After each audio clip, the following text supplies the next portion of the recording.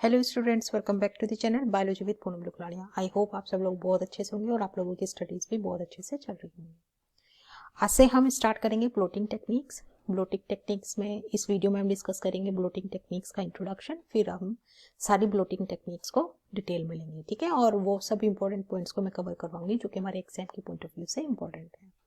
इससे पहले वाली वीडियो में क्विज करवाई थी सेंट्रीफ्यूगेशन की, और सेंट्रीफ्यूगेशन का पूरा डिटेल वीडियोस में मैंने डाल के रखी है। अगर आपने वो सेंट्रीफ्यूगेशन वाली क्विज नहीं की है तो आई बटन पे क्लिक करके आप जा सकते हैं। और अगर आपने सेंट्रीफ्यूगेशन टेक्निक को नहीं पढ़ाया था, प्लेलिस्ट में जा करके सेंट्रीफ्यूगेशन टेक्निक के साथ साथ अलग सारी टेक्निक जो कि CUET एग्जाम के पॉइंट ऑफ व्यू से इम्पोर्टेंट है, हमारी यूनिवर्सिटी एग्जाम के पॉइंट ऑफ व्यू से इंपॉर्टेंट है, वो सब मैंने कराई है। तो आप प्लेलिस्ट में जाकर के CUET 2024 टेक्निक्स को सर्च करेंगे तो वहां पे आपको सारी टेक्निक्स की वीडियोस मिल जाएंगी, ठीक है। तो आप वहां से आप नोट्स बना लीजिएगा, शॉर्ट नोट्स बना लीजिएगा, जिससे कि आपको एग्जाम में रिवीजन में थोड़ी हेल्प हो जाए, ठीक है। तो चलिए स्टार्ट करते हैं हाथ से ब्लोटिंग टेक्निक। सबसे पहले हम इंट्रोडक्शन देखते हैं। इसको बेसिक में बताती हूँ। ब्लोटिंग टेक्निक कई तरीके की होती है, लेकिन सभी टेक्निक्स में कुछ कॉमन चीजें होती हैं, उसके बेस पे मैं आपको समझा देती हूँ कि टेक्निक होती क्या है। इसके अंदर क्या करना होता है। देखो, ब्लोटिंग टेक्निक का इस्तेमाल हम जब करते हैं जब हमें कोई भी हमारा एक desired DNA sequence, RNA sequence या प्रोटीन का सीक्वेंस चाहिए होता है, प्रोटीन चाहिए होती है ना। सपोज हमारा ये कोई DNA सीक्वेंस है, ये कोई जीनोम है, ठीक है, ये जीनोम है, ये कोई जीनोम है। और इस जीनोम के अंदर ये वाला जो सीक्वेंस है ये मेरे इंटरेस्ट का सीक्वेंस है, ठीक है। अब मुझे ये सीक्वेंस चाहिए अपने एक्सपेरिमेंटल पर्पज से, तो हम क्या करेंगे, इसको सेपरेट करने के लिए क्या करेंगे, हम ब्लोटिंग टेक्निक का इस्तेमाल करेंगे। कैसे? सबसे पहले हम इस जीनोम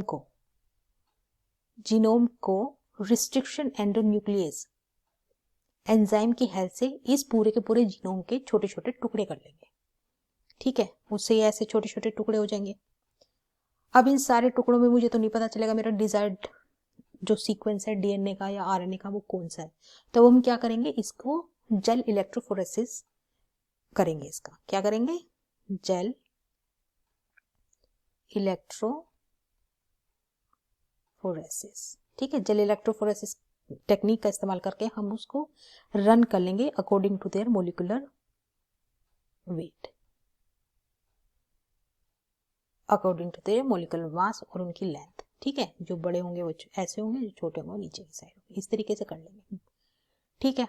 अब यहाँ पे भी हमारे डिजायर्ड DNA सीक्वेंस का नहीं पता चल रहा, तो अब हम इसको आगे परफॉर्म करेंगे। आगे परफॉर्म करने के लिए जो हमारी जेल है ये बहुत ज्यादा सॉफ्ट होती है, इसमें से हमारे DNA के वेस्ट होने का डर रहता है। इस स्क्रीन इसके टूट जाने से हमारा DNA जो होगा वो भी खराब, DNA जो है वो भी हमारा वेस्ट हो जाएगा। तो हम क्या करते हैं, इस मेम्ब्रेन से DNA को इस जेल मैट्रिक्स से DNA को एक मेम्ब्रेन के ऊपर ट्रांसफर कर देते हैं। क्या करते हैं, मेम्ब्रेन के ऊपर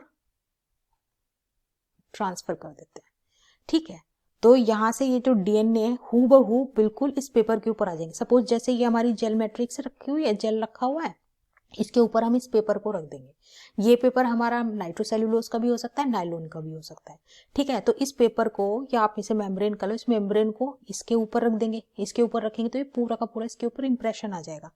जब इसके ऊपर पूरा इंप्रेशन आ जाएगा तो हम क्या करेंगे, इसके ऊपर अब प्रोब लगा देंगे, ठीक है। प्रोब क्या होता है, प्रोब हमारा डिटेक्टर मॉलिक्यूल होता है, डिटेक्टर मॉलिक्यूल। डिटेक्टर मॉलिक्यूल वो मॉलिक्यूल है जो कि हमारे डिजायर्ड DNA सीक्वेंस को डिटेक्ट करने में हेल्प करेगा, ठीक है। तो हम क्या करेंगे, इस प्रोब के साथ में इसको इंक्यूबेट कर देंगे, ठीक है। इंक्यूबेट करने से क्या होगा, जैसे कि हमारी ये मेम्ब्रेन के ऊपर ये सीक्वेंस आ गए ऐसे।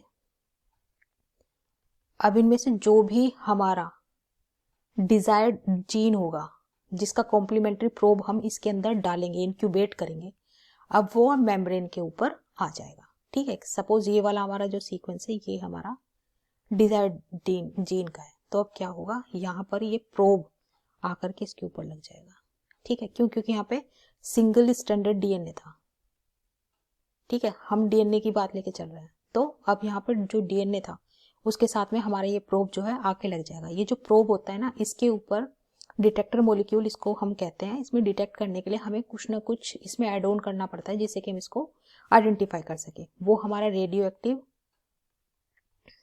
मोलिक्यूल भी हो सकता है, ठीक है, ऐसे होता है। जैसे ये हमारा डिजायर्ड सीक्वेंस जो भी था उसका कॉम्प्लीमेंट्री हमने सीक्वेंस ले लिया और उसके ऐसे टिप पे ऐसे कोई भी रेडियो एक्टिव मोलिक्यूल लगा दिया, रेडियो एक्टिव मोलिक्यूल लगा देंगे या डाई का इस्तेमाल करेंगे, फ्लूरेसेंट डाई का इस्तेमाल करेंगे या एंजाइम, ठीक है। फिर हम क्या करेंगे, वो जो हमारा प्रोब है वो प्रोब उस डीएनए के साथ डबल स्टैंडर्ड डीएनए बना लेगा। बनाने के बाद में इसमें जितने भी हमारे एक्स्ट्रा के सीक्वेंस बचे होंगे वो प्रोब के साथ वाले, उनको हम वॉश आउट कर देंगे, ठीक है। और इस अगर मान लो हमने यहाँ पर रेडियो लेबल कर दिया है इसको, तो अब हम इस पेपर का क्या बना लेंगे,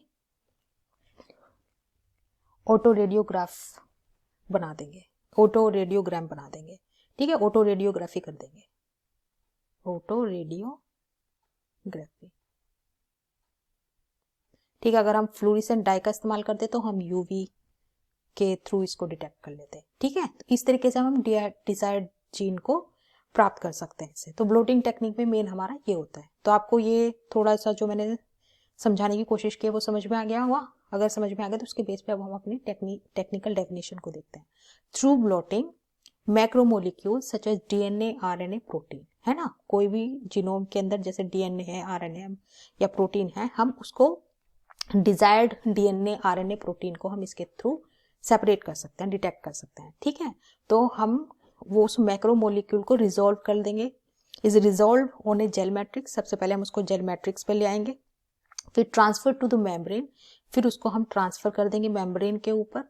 वो हमारी नाइट्रोसेलुलोज की हो सकती है, नायलॉन शीट हो सकती है, कुछ भी हो सकती है, and detect with a specific probe, और उसको हम एक स्पेसिफिक प्रोब की हेल्प से डिटेक्ट कर लेते हैं, ठीक है। अब वो जो हमारा प्रोब होता है वो डीएनए भी हो सकता है, कॉम्प्लीमेंट्री डीएनए हो सकता है, आरएनए हो सकता है, एंटीबॉडी हो सकता है, कुछ भी हो सकता है, वो हो सकता है अकॉर्डिंग टू नीड, मतलब कि हम कौन सी ब्लोटिंग टेक्निक का इस्तेमाल कर रहे हैं, ठीक है। तो बेसिक यही है कि हम पूरा का पूरा जीनोम लेंगे, जीनोम में से जो भी हमें डीएनए, आरएनए चाहिए होगा उसको पहले उसके मोलिकुलर साइज के अकॉर्डिंग हम जेल इलेक्ट्रोफोरेसिस रन करेंगे, फिर उसको मेम्ब्रेन पे ट्रांसफर करेंगे, फिर उसमें प्रोब इंक्यूबेट करेंगे, इंक्यूबेट करने के बाद में हम उस प्रोब की हेल्प से, उस पे जो हमने वो डिटेक्टर लगाया उसकी हेल्प से अपने डिजायर्ड मॉलिक्यूल को डिटेक्ट कर लेंगे, ठीक है। तो ये ब्लोटिंग टेक्निक की एक इंट्रोडक्शन है, ठीक है। अब हम टाइप देखते हैं। इसके बेसिक 4 टाइप का होती है blotting technique: southern blotting, northern blotting, eastern blotting and western blotting. तो आप इसकी बेसिक टेक्निक जो है, बेसिक इसको समझ लीजिए और इसके टाइप को लर्न कर लीजिए।